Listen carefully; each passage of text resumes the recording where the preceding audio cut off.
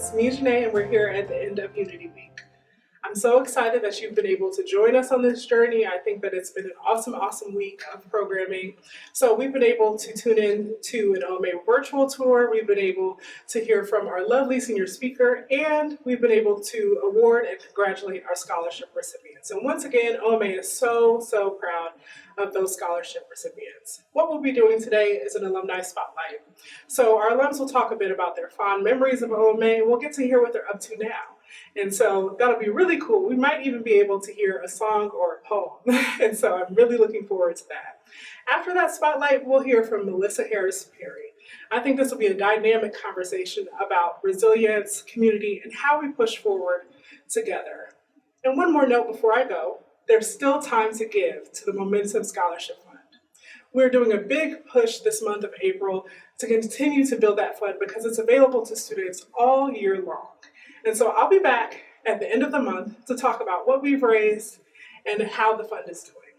And so please tune in for the rest of today's programming, and I'm looking forward to seeing you at the end. The history of OMA goes back to the early 1970s. At that time, it was called the Minority Programs Office. At that time, it was the one office that students felt at Case Western Reserve that actually supported them, particularly students of color. At that time, mainly African American. There weren't many other Latinos or other underrepresented students there at that point in time. So it was mainly African American or Black students. A small department of probably 2 or 3 staff, and they worked tirelessly trying to support students managing and navigate through Case Western Reserve University. And just as society changed, the times changed, Case Western Reserve University had to change. And it changed from the Minority Programs Office to Minority Affairs. It wasn't easy for that one department to try to take care of all the students and their needs. And it's not that other people on campus didn't care. It was almost expected that that office's job was to be the sole strong supporter for students who are underrepresented. And of course, that's not the way it works best, but at that time, that's how it was developed. Later on, it turned into the Office of Multicultural Affairs. And what's been really nice for me is I was involved with it through all the changes, saw all the challenges, but also saw the wonderful gifts and the things it did. It always wasn't easy, but because we had great staff who worked in the office, great directors, great staff who also worked in other areas of the university who often took the time to work with students of color. And we had the Minority Scholars Program. We brought in more Latino students, Pacific Islanders, as well as African American students. And everything began to change and take shape the way it should be. We still concentrate many times on the construct of race being lots of different races. But the reality is there's one, humans and Homo sapiens. But we haven't gotten there yet. We still use the word race to separate us, for somebody to be more, somebody to be less, because of skin color, because of socioeconomic status, and because someone always has to feel that they're above somebody else. And finally, after all these years, OMA has done a great job trying to strengthen the reality of all of us are in one family and brothers and sisters. That's something I supported from the very beginning until my retirement in 2019. That's always what I supported and try to get other people to understand and learn how to value. Everybody's important, everybody's appreciated. No one is less. But society hasn't shown us that. Finally, after OMA got some help from OADIO, the university finally realized it needs to be throughout the whole campus and not just for students. Faculty and staff have the same challenges, but oftentimes the hardest things to admit are the things we don't do well or we should do a lot better. So offices like admissions, undergraduate studies, international student services, grad and professional schools,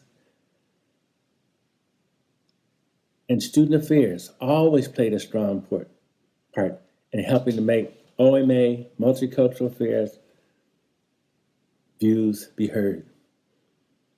With presidents like Agnar Pitta, student affairs VPs like Glenn Nichols, and now Lou Starks, and Barbara Snyder. By creating OIDEO, it gave another strong voice to a campus community that often had been always supported most by OMA. We recognized that all students needed to be learned about differences of cultures and society and people, but not just students, faculty and staff. Where would they have learned it from?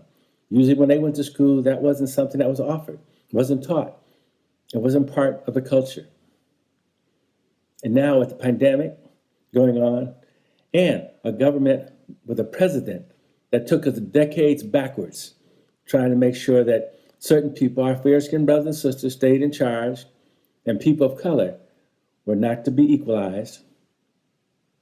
So now we have to do it all over again. With the pandemic, we should be more caring for each other and supportive and bringing us all together rather than separating us. And I think sometimes we struggle with that. But Case Western Reserve University, which is known to be an academic powerhouse, has to do more than just be an academic powerhouse. It has to be a school that supports humanity, brings people together, have leadership that recognizes the values that everybody is important. And not just to talk about it, to live it, to show people. So when students leave Case Western Reserve University, they know they're expected to go out into a world and be responsible for making it better for everyone, not just for what they look like and who they are. So I congratulate OMA for consistently sticking to their guns, because it hasn't been easy. And for the faculty and staff and students who have endured, but also supported and pushed and fought to get the institution to recognize how important that they really are. So I want to thank Case Western Reserve University for sticking to their guns, having leadership that often went against what other people wanted, and for the students who are there recognizing that they are really most important. And we need to understand that. I worked at an institution that supposedly served people. It wasn't because of a title, it wasn't because of power, it should be because you cared so much and people are most important. So OMA has come a long way from a small office to a larger office to one now that's recognized all over the whole university and around the country. Naomi Sig, who's the director at this point in time, is excellent, and she has a great staff. So I want to thank all of you for being here tonight at this Unity Banquet. And what you feel here tonight is what I want you to feel all the time. So when you leave here with the feelings you have after seeing all these wonderful people together and the best of the people who are often marginalized, when you go back to the university or go back to your communities, do the work, live it. Don't just talk about it. Speak up and not to be afraid. So thank you very much. And I'm glad I could be with you tonight. Take good care. Bye-bye. My name is Akinola Akimbote, and I graduated from Case Western Reserve University in May 2020. Here I majored in polymer science and engineering, and I minored in biomedical engineering. To me, OMA was a space that I could call home. It was the next thing to home at Case Western. I noticed myself growing personally, professionally. It was the space where I didn't feel judged. I felt a sense of belonging, and I still feel a sense of belonging to the wider community. Here I was challenged professionally, academically, personally. I felt I could be vulnerable. I felt that I could always talk to the people that made up that community. And whenever I had those conversations, it just made my day a lot better. They helped me put things in perspective. And for that, I'm really grateful. Hi, my name is Morgan Williams. I am a 2016 Case alum, as well as a 2021 Mandel School alum. So I've been with Case for some time. OMA is a great resource on Case's campus. It is filled with a diverse group of people who are passionate about making sure that Case's experience for students is safe and welcoming and warm, and that everyone there can just have the best experience that they can. You know, there aren't a lot of spaces where African American students feel that they can just be themselves, that they can just be people, be students, and not be Black first. OMA, like on the one hand, allows you to celebrate your ethnicity while also making you feel, for lack of better phrasing, normal and human.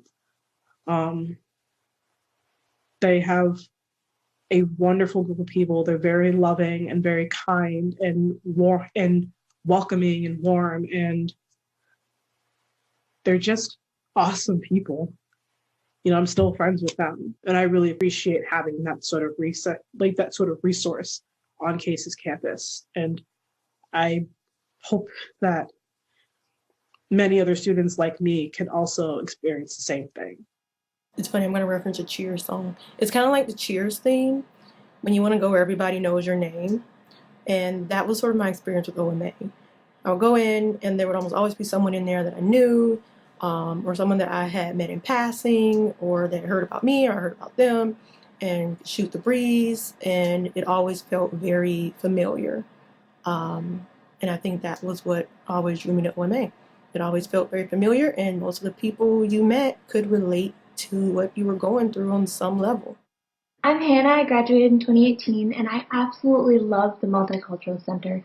They were really welcoming. They expanded my horizons, knowing what was available on campus in terms of resources and in terms of just understanding a bunch of different cultures. They celebrated a lot of different holidays that I had never heard of before, and really taught me a lot about the world that I don't know that I would have gotten otherwise. They were also just really welcoming and really wonderful people, and I'm really glad that they were part of my experience. Hi everyone, I'm Unique Hayes, and I am a 2020 graduate of Case Western Reserve University. I graduated with my master's in medical physiology. I was so fortunate to one day meet Janae at one of the Graduate Diversity 360 program events, and since then, I have been an active participant in the OMA office. I come here all of the time. I study here. I have counseling sessions here with Janae and everyone. I just found a home here at Case in the OMA office. And in 2019, I was sitting exactly where you are sitting right now. I was a recipient of the OMA Unity Banquet Scholarship, and that scholarship allowed me to stay and continue my education at Case Western Reserve University. And for that, I am forever indebted and grateful to the OMA office, and I really love all of the members here at the OMA office. Good evening. My name is Kevin Russell, and I am a 2014 graduate of Case Western Reserve University. I graduated with a degree in political science and a minor in economics. For me, the Office of Multicultural Affairs really means Case Western Reserve University to me. A lot of my mentors, the people that I went to seek guidance, were OMA staff. So yeah, for me, OMA has just been, was a tremendous, factor in my life as a student. And, not only as a student, but, even post-graduation, OMA has, still very much continued to be play an instrumental role in my life. I'm very appreciative for that. What I hope for the future of the Office of Multicultural Affairs is that it continues to serve as a resource to students on campus. For me as a student, I struggled to kind of adapt to the social climate, at Case, being from California, and adapting to the Midwest was a completely different culture. And then on top of that, the underlying dynamics of the social system at Case was a bit difficult to manage for me. So, OMA was really the place where I felt safe. It was the place where I felt included. It was the place where I felt valued. And it was the place which I felt, understood me and, would fight for me as a student if I ever had any issues. And yeah, that's it. I just hope that OMA continues to be a light to students and a resource and, a safe haven really where students feel safe. Hi, my name is Tadbir Singh. I was a student coordinator at the Office of Multicultural Affairs back when I attended Case, and I graduated in 2015. And I'd say the Office of Multicultural Affairs had a huge impact on my experience at Case and was a major positive aspect to my experience as an undergraduate student. And I think the most impactful element of the Office of Multicultural Affairs' contribution to the campus community was offering community to certain groups of people on campus that might not have felt represented. I remember being a part of the Women of Color Collaborative while I was working at OMA towards the end of my career there. And I think that was definitely one of my highlights as well. And just to go back to that sense of community that was nurtured there, I had people that I could talk to. I had friends who showed up to the Office of Multicultural Affairs all the time to study and just to chat between classes. And the leadership there, Naomi, namely, and before her, Jennifer, they were just so great to talk to, not just about academics, but just what's going on in our lives and asking advice from them. And I think that definitely the OMA was one of the better aspects of my experience at Case, and it really, really helped me to find a place. And I hope that it's doing the same for students, current students, and students to come as well. Thank you, OMA. Love you guys, and happy Unity Banquet!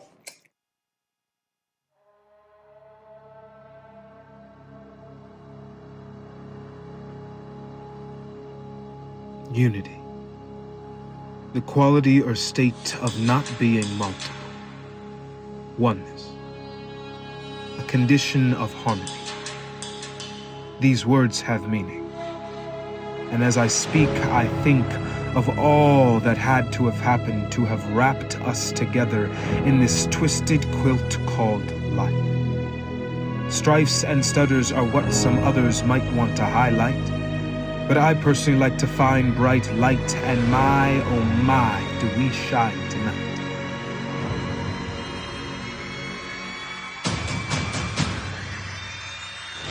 Others may degrade us or try to shade us, but our unity grows so strong.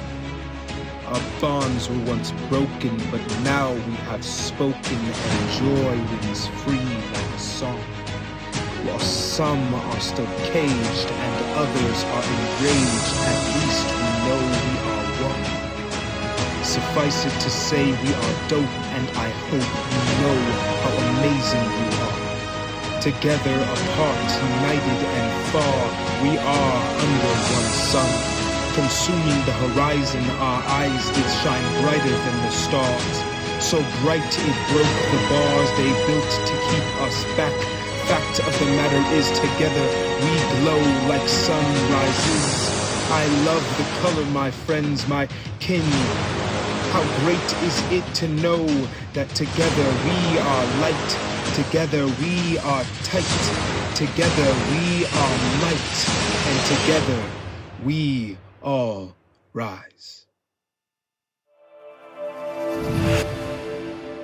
I have the incredible honor of welcoming our keynote speaker, Melissa Harris Perry. Professor Harris Perry is the Maya Angelou Presidential Chair at Wake Forest University, where she's also the founding director of the Anna Julia Cooper Center, whose mission is to advance justice through intersectional scholarship. She's also the founder of the innovative bipartisan program called Wake the Vote. She's an award-winning author of Barbershops, Bibles, and BET, Everyday Talk and Black Political Thought, and the book Sister Citizen, Shame, Stereotypes, and Black Women in America. From 2012 to 2016, she hosted the award-winning television show Melissa Harris Perry and won the Hillman Prize for Broadcast Journalism. For over a decade, Professor Harris Perry has contributed to American public life through her distinct combination of scholarly analysis and extraordinary wisdom applied to the analysis of race, gender, politics, and power. Her writing has appeared in the Wall Street Journal, New York Times, and the Chicago Tribune, among many others. She was among the initial cohort of writers for TheRoot.com and has authored many highly regarded columns for both Essence and The Nation. She's currently the editor-at-large of Elle.com and is a contributing editor at The Nation. Please join me in welcoming Professor Melissa Harris Perry. We're very thrilled to have you here with us. Thank you for joining us today. I had been looking forward to the visit to this campus for quite some time, and I've had some fabulous interactions with members of the community, but I do miss being able to be together in person. That said, I hope that I will be able to bring something useful and valuable to this conversation today. I have prepared some slides, so I'm going to go ahead and share my screen so that we can walk together through some of this conversation for the evening. Let me begin by saying congratulations. And I don't mean this in a small way at all. I genuinely mean congratulations for all of the academic achievement that so many of you have had that brings you to the place of this unity banquet. Indeed, academic achievement, just to be clear, matters. It matters not only for you, it matters for community, it matters for our larger nation. Taking the time to invest in learning as you are doing here and actually achieving and accomplishing matters. And by the way, it's hard.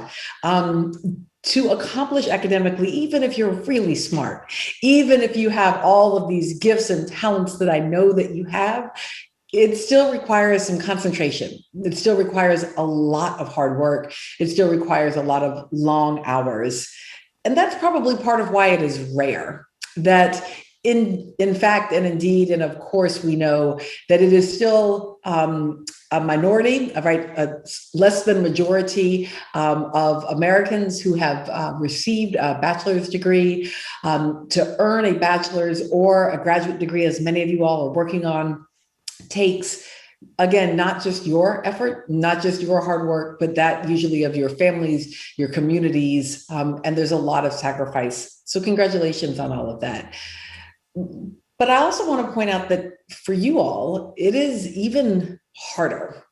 The barriers are even more impenetrable because you're trying to do this in the context of what we are now going into the second year of a global pandemic that has had a disproportionate impact on Black and Brown people, and not only a pandemic of a contagious disease, but also the continuing pandemic of American white supremacy and the ways that it impacts the lives, the bodies, the realities of people of color, and particularly of Black people. I don't know about y'all, but I've been watching the murder trial of Derek Chauvin, the former police officer who is on trial for the murder of George Floyd.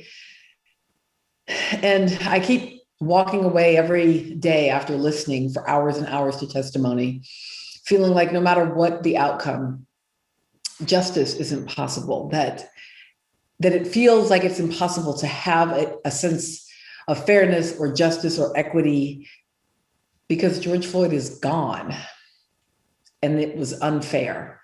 And so you all are working in a pandemic of COVID-19. You're trying to work in a pandemic of white supremacy. You're trying to work in a pandemic where we have state legislatures across the country introducing legislation not to broaden the lives of people who are on the margins, not to protect those lives, but instead to control them. So we see across the country this new state legislative efforts to ban the ability of trans youth to have the medical treatments and care that they need. And of course, we know that this violence is in fact deadly, and that yes, there is the question of violence over and against Black folks, but that violence is also intersectional and broad and collective. And so when Asian American women workers are killed outside of Atlanta in this kind of mass shooting, we know that that is connected as well. And so 2020 was already a lot. And it seems that 2021 is going to be kind of its evil cousin. So I just want to say not only congratulations, but I want to ask, how are you feeling? How are you doing? Those introductions were amazing, so much good energy, but I'll also note that almost everyone talked about their ability to drop into OMA, to sit down, to have those conversations, to basically have that either virtual hug or real hug or sense of connection and community. And it's really hard in the current context we find ourselves in. So how are you feeling? Here's some of the questions I've been getting. You might be asking, listen, how can I possibly achieve academically when I'm scared or when I'm angry, when I'm sad, when I'm maybe sick or my family is sick? when I feel that because of my identity, because of my race, because of my status, because of who I am, that I'm often targeted and shunned? How can I keep accomplishing? How can I feel like it is okay to engage here at Case Western or even in the broader context of our nation and our world? So there are many answers to this question, but let me just offer one possible response. And this one might surprise you because I'm not going to tell you to do something. I'm going to tell your institution to do something. You see, you're not making up how bad you may be feeling. And so we need our institutions, we need our colleges and our universities to respond with institutional integrity. Now, what do I mean by institutional integrity? Let me be clear about what I don't mean. I don't mean that colleges and universities should do whatever they're asked to do, that any idea or concept that a student has is inherently right and should be enacted. That's just not realistic. And not only is it not realistic, we all have to acknowledge that we see institutions from our own perspective. Students see a college differently than faculty members, and administrators see it differently than contracted staff workers. But here's what is required of our institutions. They have to act with integrity, and that means they need to tell the truth. And in fact, I believe that telling the truth is actually more important than making statements. So I know it's become quite popular to put out a public statement every time there's sort of an act or a moment of critical racial or gendered or violence against marginalized folks. And I'm not mad at the statements. It's fine. It's always good to stand up and have your voice heard. But tell the truth. And tell it all the time is actually even more important. And one of the important truths that we have to tell is that actually colleges have not historically been uniquely inviting spaces. See, US News and World Report and the pressure to be a campus or a set of campuses that really provide kind of a soft place to fall make us think that what colleges should be and always have been is this kind of friendly home away from home. But that is actually not what colleges have been, and particularly not what they've been for Black students, for Latinx students, for Asian American students, particularly on the West Coast, for immigrant students, for undocumented students, for queer students, and often for women. Colleges and universities in the American context have always required struggle. They didn't show up with doors flung open. For the most part, groups had to batter those doors down. So we have to tell the truth about that. And we have to go ahead and say, ooh, we're not getting it all right. In fact, we're making a lot of mistakes, a lot of errors, and not just mistakes and errors. Some of what we're doing is systematic and systemic. And so that means that we've got to create a historical context for understanding what's going on our campuses, that instead of just acting like it just happened last week, or that it is just about a few bad apples, the same kind of language that is often used to talk about police officers, we have to acknowledge that colleges and universities have had institutional hostility to people of color, and particularly institutional hostility to people of color who have spoken out. That means that if we're going to act with integrity, we have to act on principle and on pedagogy. We have to be willing to do the hard work.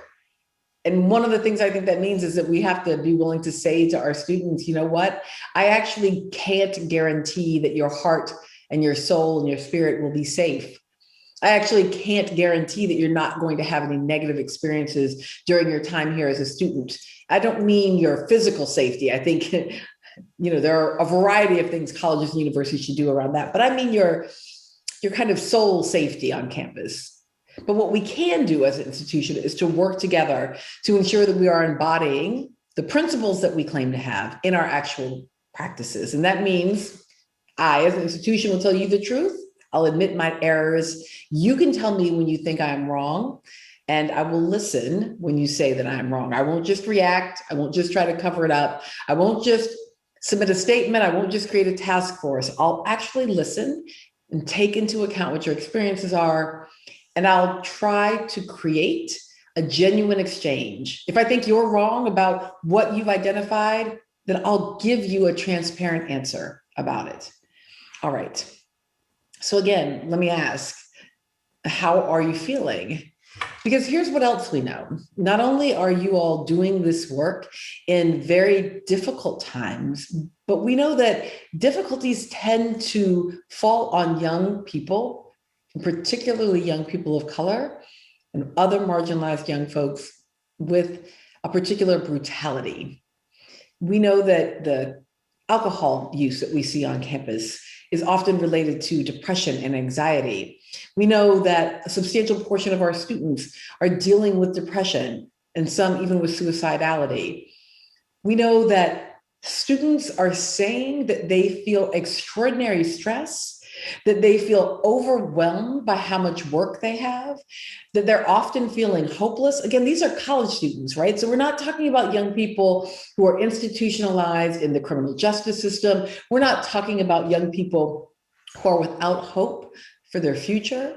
We're talking about young folks who are there at the pinnacle, at the thing that you're supposed to want, right? In college, and yet feeling hopeless, often even living with a mental health condition or experiencing a mental health crisis on campus. And yet, we also know that oftentimes our students are hiding this from us, or that we're not paying enough attention, because as much as our students are suffering, we often don't even know.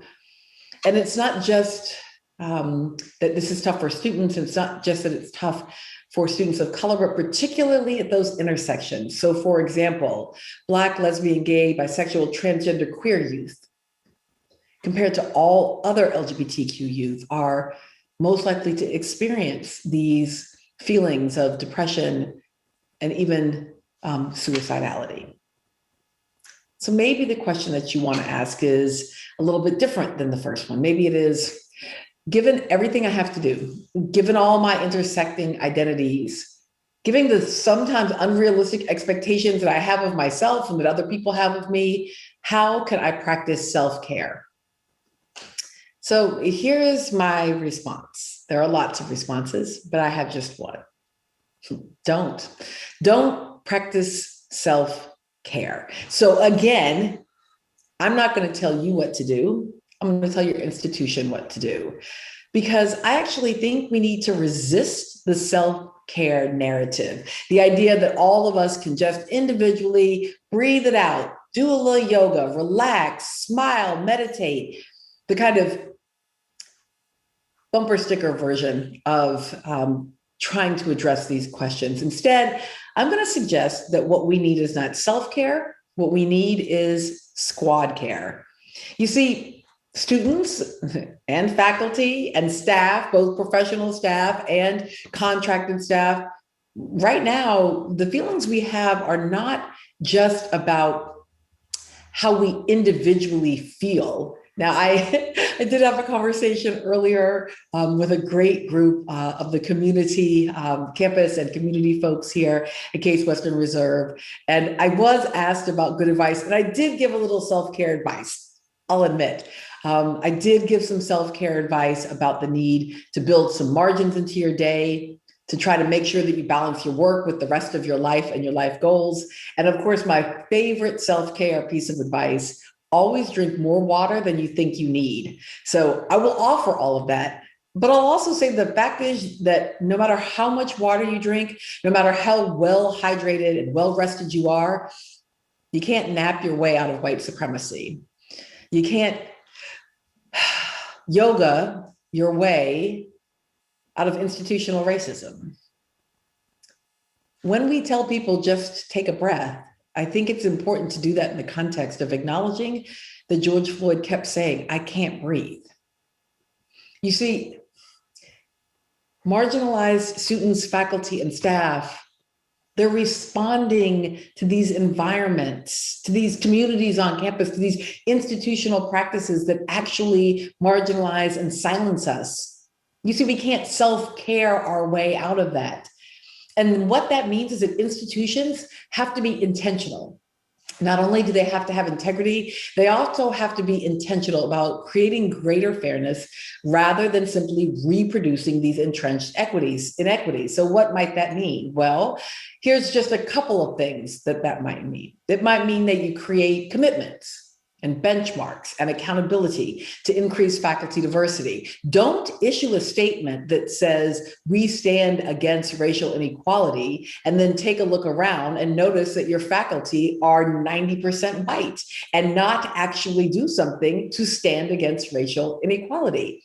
Create some commitments, some benchmarks, some clear accountability measures. What happens if you don't recruit new faculty of color? What happens if you don't retain and tenure your faculty of color? Write it down, make it clear, act on your principles, behave with integrity.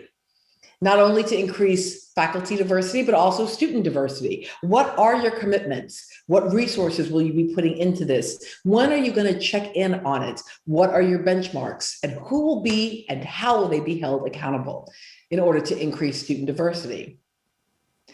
Now, don't just bring new faculty and don't just bring new students. Look at your curriculum. And what I don't mean here is create some little side classes, and I definitely don't mean put everybody through diversity training. I mean, if you want to put people through a diversity training, fine, whatever. But what I mean is actually ask, how many times do women show up on the syllabi in the STEM fields? How many times in any given American politics course are the authors who you're reading people of color who are telling the American politics or the American history story from the perspective of non-white Americans in that story? How many times are queer folk invited to speak on campus, not only about issues pertaining to queer communities, but on any issue? Actually open your curricular opportunities rather than narrowing them. Address the structural needs that cause stress rather than just telling people to self-care. You know why people are stressed? Because they have things they have to do, like work or provide childcare or sometimes elder care. You know, if you have on-campus childcare, you don't have to tell people to not stress. I promise you, parents will feel less stressed. Think about ways to create those structural changes, and not only just for your campus, but become a political actor that's working on the national scene to do things like address Title IX inequities or increase Pell Grants, protect DACA, or ensure healthcare access for all students and for faculty, even contingent faculty who may be working 2 or 3 different jobs but still not have health insurance. And then be transparent about your processes. I get it, people have budgets. It's not like all the money in the world. So you gotta be transparent, tell the truth. Students, faculty, staff, we understand budgets. You can say it. You can explain what there's money for, what there's not. You can talk about the pressures and how they exist. You can work that out in ways that build trust. And also, by the way, reconsider your tenure and promotion practices. Make sure that they are consistent with your goals of creating a diverse and equitable community. So that's, in summary, resist those common practices to just respond to structural inequalities with individual fixes. You can't do yoga to make patriarchy go away. And the stress and mental distress on our campuses, they may be best resolved by actually creating the most fair and open, free, and inclusive structures that we're capable of creating. So again, how are you feeling? How are you feeling in a world where we know that the economic inequalities are vast? I often use this slide when I'm talking to students about what economic inequality really looks like. That there are 400 people in this country, not families, not companies, 400 people, individuals, just 400 people. You've often been in a room before COVID with 400 people. 400 people who own more wealth than all Black households, plus 1/4 of Latino households. I'm just going to say that one more time so you don't miss this. We're operating at a level of inequality where 400 people have more wealth than an entire community and 1/4 of another community. So how are you feeling in this moment? How are you feeling when you can actually look and see that over the course of a decade, where during most of that time there was an African-American president? And let me be clear, I don't believe that President Obama caused this. It's just to say that even with political power, nonetheless, real income growth for Black Americans declined. In fact, it was the only racial group for whom it declined between 2007 and 2018. So not only is the wealth held by just a few, but for Black folk, we've seen a real decline in income.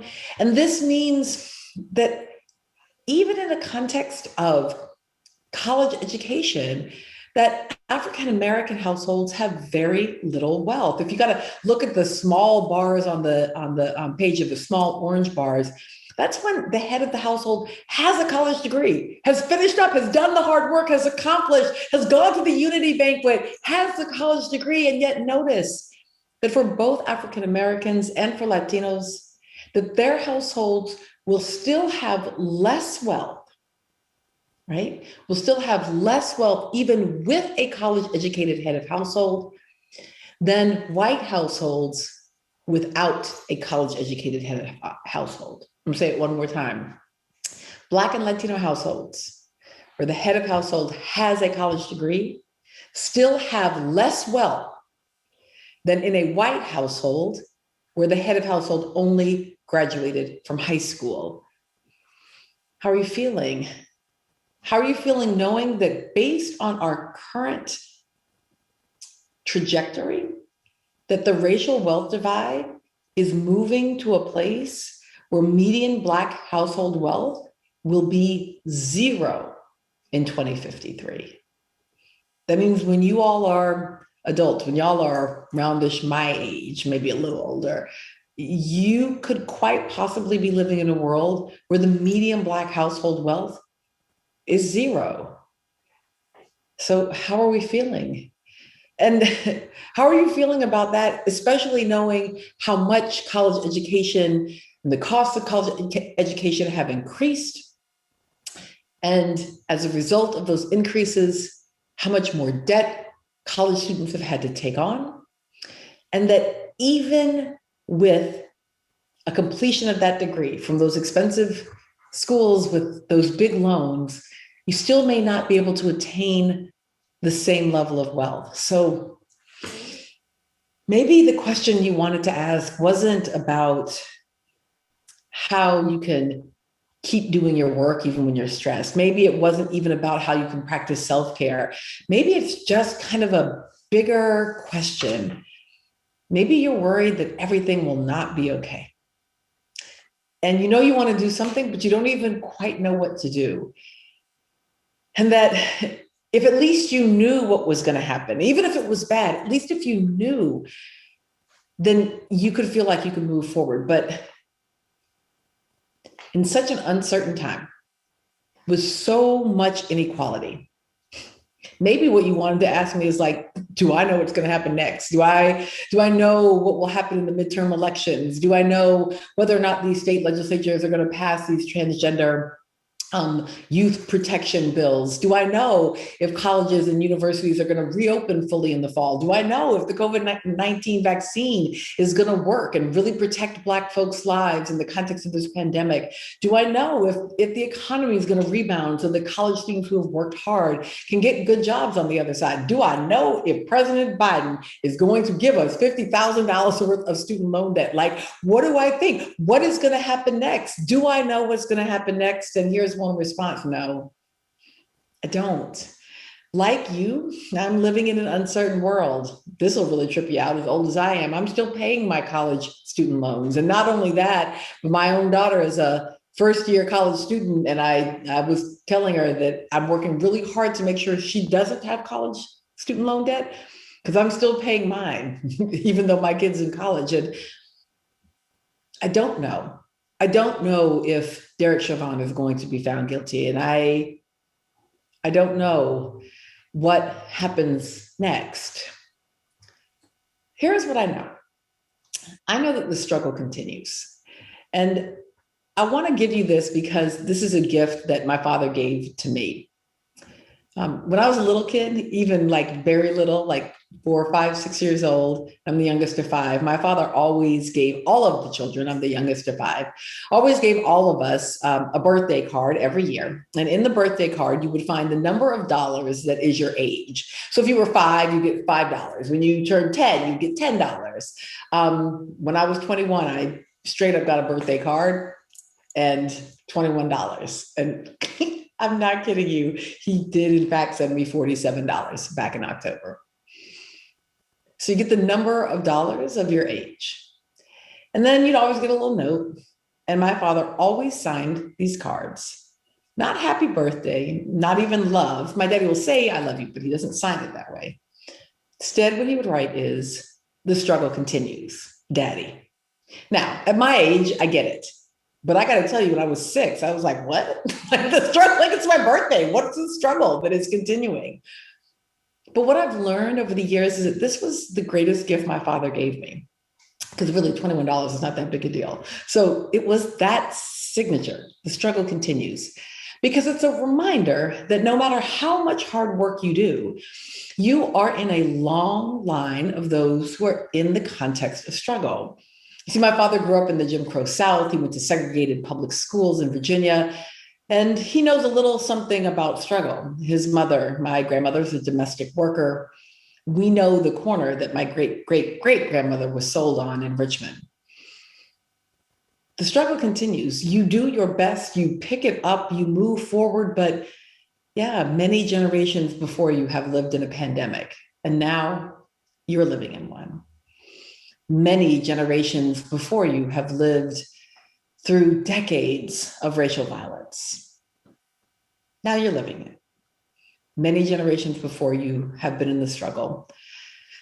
And now you are in it. And indeed, as part of that struggle, you as young people are going to be the creative change makers. Even as we saw the Confederate flag fly in the Capitol on January 6th, it was a young Black woman who'd gone up the flagpole in South Carolina and brought the flag down. It is the students, the young people of the dreamers generations. It is they who wrote DACA. Like, I don't know if y'all know this story, but although it was President Obama who enacted the Deferred Action for Childhood Arrivals, it was undocumented young people themselves, part of United We Dream, who themselves authored that legislation, both the DREAM Act and the DACA administrative action, and handed it to the president. It's the creative, energetic, struggling energy of girls and women and queer folk and non-binary folk who are willing to imagine a world that doesn't include violence against our bodies. That even as we talk about the abolition of police or the defunding of police, that we can also begin to imagine the abolition of rape. Imagine what a world is where girls and women, children, don't ever even have to think about it because it no longer exists. So the struggle continues, and I get it. It's not necessarily fun to be part of the struggle, but it is part of it. We are still engaged in it. And so as painful as it is not to know the future, and as much as I wish I could say, yes, I know what's going to happen next, I don't know. But I do know that we stay in this struggle. And I do know that the older you get, the more you go to the back of the line and you let young people come forward. And I know that we're going to need your creativity and your energy. So what I want you to do, in addition to drinking your water, is I want you to shore up in these moments. I want you to take the time in college to read all the books, to learn something about organizing, to spend a little time engaging with people who are different than you, to look not only for comfort, and you deserve comfort. You deserve a place where everyone knows your name, your cheers moment, you do. But also make sure that you're having a little discomfort, that you're learning some strategic capacity, that you're figuring out how to raise money for a cause, and you're learning how to call a mass meeting, how to organize people who might not know that their interests are connected to your own. We need your creative energy, so make sure that you're beginning to develop it. And here's one other thing I know. You're gonna fail. A lot, not just individually, but institutionally. So I've been calling on your institutions to act with integrity. I've been asking your institutions to build structures that make your life more stress-free by actually changing structures to make them fairer. But let me tell you this, no matter what, no matter how much success you have individually, no matter how much success and how much hard work you do as an institution, you're gonna fail. It just is the nature of things.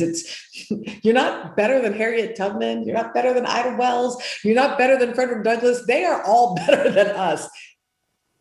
And they failed. And they succeeded, and they left legacies of both. And so you don't need to fear failure because it's guaranteed. The only thing you need to worry about is whether or not you can stay in the struggle after the failure, because I guarantee you, there are going to be these moments of failure. And here's the last thing I know we're going to need. We're going to need double Dutch, and we're going to need ships. So let me explain. I don't know all the answers. I don't know what will happen next. I do know that we're going to fail, and I do know we have to stay in the struggle. But I also know that when I'm looking for answers, there tends to be a pretty good place to look for creative, engaged, important energy, and that is little Black girls. So let me tell you, we often act as though Black young people are the problem. Young Black folks are the solution. And in particular, I just want to make an argument that Black girls are the answer. And here's one example of Black girls being the answer. Double Dutch. Now, let me be clear. Jump roping is self-care. It's a great exercise. If you can't carry anything else with you, like basically running and jump roping. And jump roping even better because you don't have to worry about whether or not there's safe sidewalks or what the weather's like. You just jump rope in your room. And if you jump rope by yourself, it's great cardiovascular, you burn some calories, build some muscles, keep your balance good. Good job. But who cares about jumping rope, which is good self-care? But man, it is not what double Dutch is, because double Dutch is not self-care. Double Dutch is community building. You see, you can't double Dutch by yourself. In fact, you can't even double Dutch with just one other person. It can't just be you and your bae double Dutch. It doesn't work that way. The only way you can double Dutch is if you have a minimum of 3 people.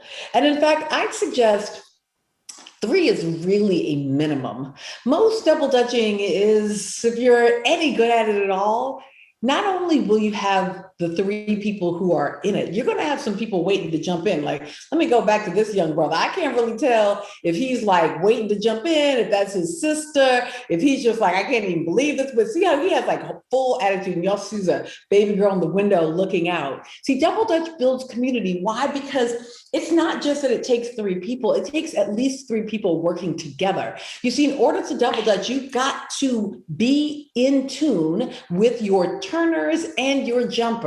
You can't just be turning the rope any old way you want to. You have to look at or come to know, sense the rhythm of the other person you are turning with. You have to figure out if your arm is longer or shorter, if you tend to spin a little faster or turn a little faster. Your goal when you are double Dutching is not only to turn your rope the way you're supposed to. It's not just to achieve as an individual. Double Dutch is about making the person who's jumping look good. Turners have the job of not only, right, just doing their own thing, like, oh, I'm such a, no one cares if you're a great individual person. You have to work together in community. So you get the cardiovascular, you get the energy boost, you build community because you look at each other. Everybody wants to watch double Dutching. Everybody feels a thing to be part of it, and people will line up. Even people without rhythm want to come in and be part of it. Everybody can be part of it. If you can't jump, you can turn. If you can't jump or turn, you can watch. If you can't jump or turn or watch, you can hear it. You can hear the rhythm of the feet of the jumpers, of the ropes as they hit the ground.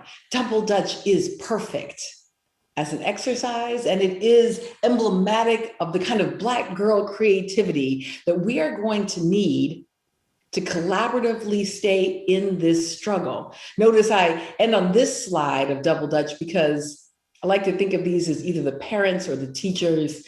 And our job is always to make our babies look good, to jump higher, to facilitate them. We're supposed to be the best rope turners to make sure that they can fly. But let me be clear. What it means to say we want them to fly means we let them do it. And this is the part about ships, because we will need ships. And what I mean by that is, as teachers, as elders, as parents, we like to kind of tell young people what to do, but that's not our job here. We know we need something. The creativity, the struggle, the work, the new political ways of engaging, the new discourse, the new tools. We know we need something, but we don't know what it is. So our job is not to assign tasks. Our job is not to tell people to go collect the wood. Our job is to teach young people to long for the endless immensity of the sea. You see, if you engage young people such that they long for the endless immensity of the sea, that they want a diverse and equitable and fair and just world, I promise you they will build the ships. And the ships they build will be more beautiful, more creative, more seaworthy, more extraordinary than anything we might have imagined on our own. So thank you so much for allowing me an opportunity to engage with you this evening. And I hope that I've given you a little something. I don't know if we're going to have Q&A, perhaps we're not, but I did really want to let you know that it's been such a pleasure for me to engage with this community. And again, congratulations to all of the students who are part of the Unity Banquet for all of your accomplishments and hard work.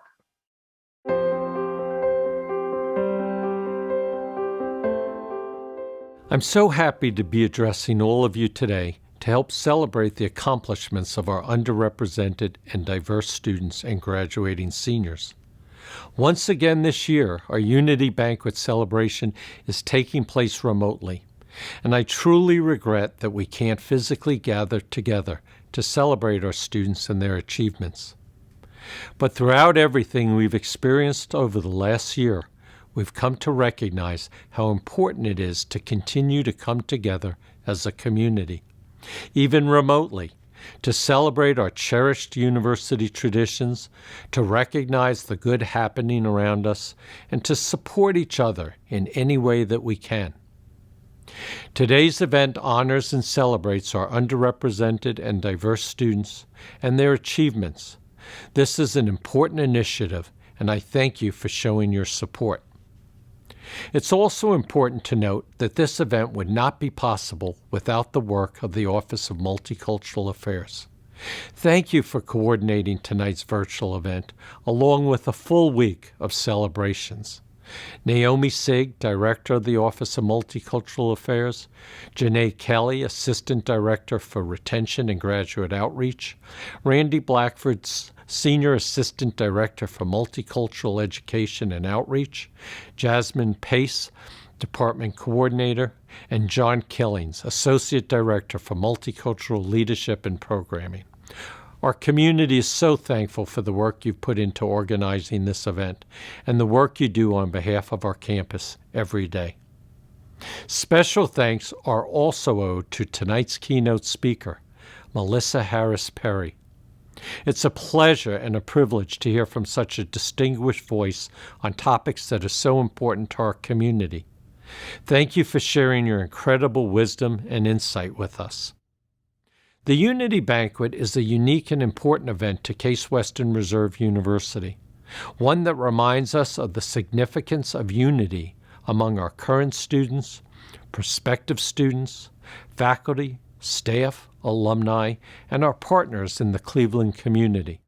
But it also gives us an opportunity to celebrate the underrepresented minority students at CWRU who have demonstrated their commitment to achieving their personal goals, as well as making communities and our campus a better place. To the students we have honored this week, our scholarship recipients, graduating seniors, and those who have received GPA recognition, I want to congratulate you. Case Western Reserve students, specifically those we have highlighted at today's ceremony, you are some of the most committed students I have had the pleasure of knowing. Your academic excellence, combined with your dedication to creating a community that values and celebrates diversity, encourages an open dialogue, and fosters a culture of inclusiveness, is second to none. The work you've done and continue to do is essential as we work together to create a welcoming environment for students, faculty, staff, and alumni, an environment where every voice is heard and valued. I want you to know that your efforts do not go unnoticed, and your dedication is such an important part of who we are as a university. Thank you for being part of our campus community. Of course, the Unity Banquet celebration and scholarships we presented this week are only one part of our commitment to diversity, equity, and inclusion. Our work is ongoing but essential, and I'm excited about the progress being made with the help of our student-led task force for a better CWRU to make the university a more welcome and equitable place for everyone.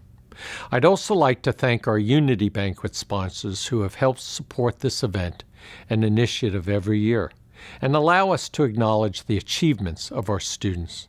Thank you to the OMA community for continuing to support the event and the OMA Momentum Scholarship Fund. And thank you again to each of you for joining us today and for supporting this event and our students. Congratulations again to all of our graduating seniors, scholarship winners, and all those we've recognized this week.